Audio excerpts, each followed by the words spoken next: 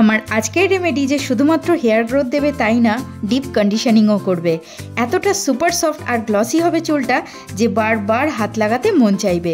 তাহলে চলো ভিডিওটা স্টার্ট করা যাক।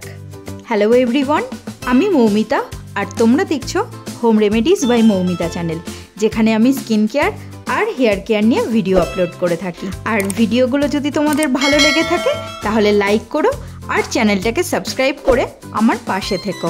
হেয়ার গ্রোথ হেয়ার প্যাক বানানোর সর্বপ্রধান ইনগ্রিডিয়েন্ট আমি নিয়েছি চাল। চালের মধ্যে ভরপুর মাত্রায় পাওয়া যায় vitamin B, vitamin E, antioxidants এবং অ্যামিনো অ্যাসিড, যা চুলকে মজবুত এবং স্বাস্থ্যকর করে তোলে। আমি আমার চুলের লেন্থ অনুযায়ী চাল ব্যবহার করছি, তোমরাও তাই করবে। আমি এখানে 3 থেকে 4 চামচ চাল নিচ্ছি। হেয়ার গ্রোথ হেয়ার প্যাক বানানোর দ্বিতীয় উপকরণ হচ্ছে মেথি। মেথি দানা আমি এখানে ব্যবহার করেছি কারণ মেথির মধ্যে ভরপুর মাত্রায় পাওয়া যায় আয়রন এবং প্রোটিন, যা আমাদের চুলের জন্য খুবই উপকারী, বিশেষ করে চুলের বৃদ্ধিতে। এটাও আমি আমার চুলের লেন্থ অনুযায়ী 3 থেকে 4 চামচই ব্যবহার করছি। বন্ধুরা, এবার যেটা করব সেটা হলো গরম জল করে নিয়ে মেথি আর চালটাকে ভিজিয়ে রেখে দেবো সারা রাত।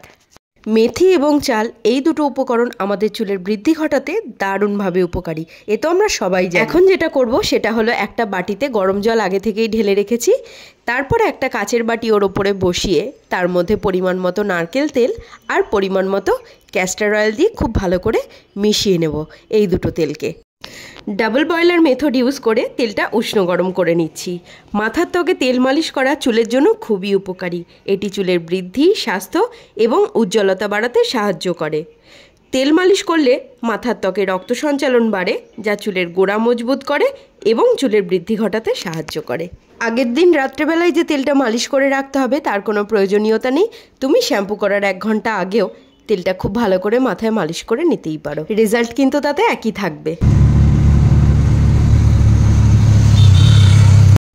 পরদিন সকালবেলায় মেথি আর চাল যেটার মধ্যে ভিজিয়ে রেখেছিলাম সেই ঢাকাটা খুলে খুব ভালো করে একবার নাড়াচাড়া করে নিচ্ছি। এরপর এই দুটো উপকরণকে নিয়ে নেব মিক্সিং জারে। সারা রাত ভিজিয়ে রাখার ফলে মেথি আর চালটা ফুলে উঠেছে আর এর পুষ্টিগুণও বেড়ে গেছে। মেথি আর চাল ভেজানোর জলটা দিয়েই আমি এর একটা স্মুথ পেস্ট বানিয়ে নিয়েছি। চুলকে ডিপ কন্ডিশনিং করার আমি আরও দুটো উপকরণ যোগ করছি, যেটা হলো কলা আর একটা ডিমের সাদা অংশ। এই দুটো উপকরণ চুলকে ডিপ কন্ডিশনিং করে তুলবে। এর পাশাপাশি চুল হবে সুপার সফট, কারণ এর মধ্যে থাকা পুষ্টিগুণ নতুন চুল গজাতে, চুলের বৃদ্ধি ঘটাতে এবং চুলের স্বাস্থ্য উন্নত করতে দারুণভাবে সক্ষম। আমার ডিমের আষ্টে গন্ধটা পছন্দ হয় না বলেই আমি শুধুমাত্র এর সাদা অংশটা ব্যবহার করি। তোমরা চাইলে কুসুমসহ পুরো ডিমটাই ব্যবহার করতে পারো। দেখো বন্ধুরা, কলা আর ডিম যোগ করাতে এর মধ্যে একটা আলাদা মাত্রা এনে দিয়েছে। পুরো বাজার থেকে কিনে আনা কন্ডিশনারের মতোই মনে হচ্ছে। শুধুমাত্র যে দেখতে ক্রিমের মতো ঘন হয়েছে তাই না, এর কার্যকরী ক্ষমতাও চুলকে দারুণ উপকার দেবে।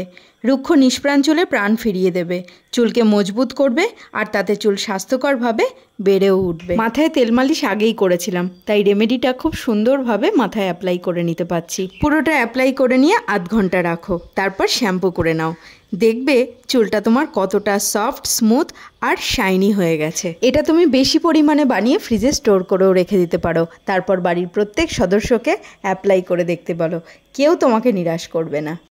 আজকের ভিডিও তাহলে এই পর্যন্তই।